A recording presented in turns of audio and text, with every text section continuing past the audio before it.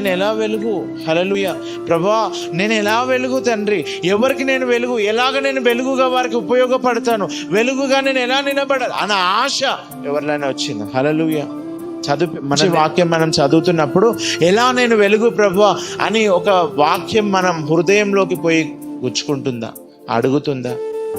హల్లెలూయా. నేను నా పిల్లలకే వెలుగు, నా కుటుంబానికే వెలుగు నేను. హల్లెలూయా. నా ఇంటికే నేను వెలుగు, అంతే. నా పనికే నేను వెలుగు, నా ఇంటికే వెలుగు, నా పిల్లలకే వెలుగు, కానీ ఇంకా ఎవ్వరికి కూడా నేను వెలుగు కాదు. అదొక్కటే సారాంశం మనకు తెలుసు. హల్లెలూయా.